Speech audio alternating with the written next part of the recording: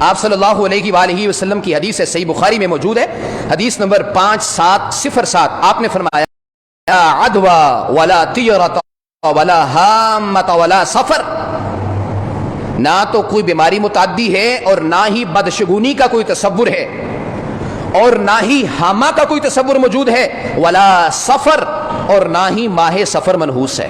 دوسری بات، کسی دن یا زمانے کو برا کہنے کا مطلب یہ ہوتا ہے کہ ہم اللہ تعالیٰ کو نعوذ باللہ منحوس قرار دے رہے ہیں. کیسے؟ صحیح بخاری میں حدیث ہے، حدیث نمبر 4826.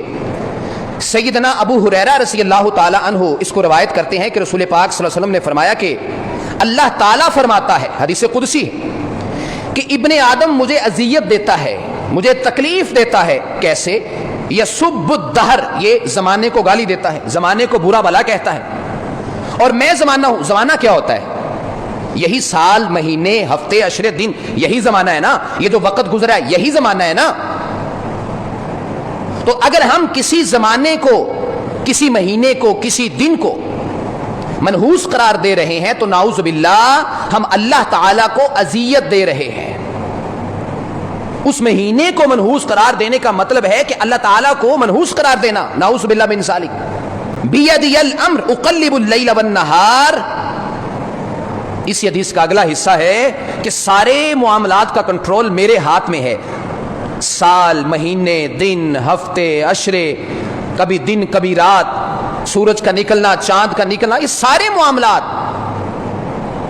معاملات میرے کنٹرول میں ہیں. میں ہی دن کو رات میں بدلتا ہوں، رات کو دن میں بدلتا ہوں. لہٰذا یہ ابن آدم مجھے یہ کہتے ہوئے تکلیف دیتا ہے، اذیت دیتا ہے جب کسی مہینے، سال اور دن کو منحوس قرار دیتا ہے. تیسری بات، 70,000 لوگ بلا حساب جنت میں جائیں گے، بغیر حساب کے، ان کا کوئی حساب نہیں ہوگا. ان میں سے ایک قسم کے لوگ یہ ہیں، ہم الذین لا یسترقون ولا یتطیرون ولا یکتوون وعلی ربہم یتوکلون. وہ لوگ ہیں جو کہ بدشگونی نہیں لیتے ہیں، بدشگونی نہیں لیتے ہیں، اللہ پر توکل اور اعتماد کرتے ہوئے کسی چیز سے وہم میں مبتلا ہو کے رکتے نہیں ہیں، بلکہ اللہ پر توکل، اعتماد اور بھروسہ کرتے ہوئے اس کام کو کر گزرتے ہیں. تو یہ لوگ ان 70,000 میں شامل ہیں جو کہ بغیر حساب کی جنت میں جائیں گے. اور صحیح مسلم کی حدیث ہے،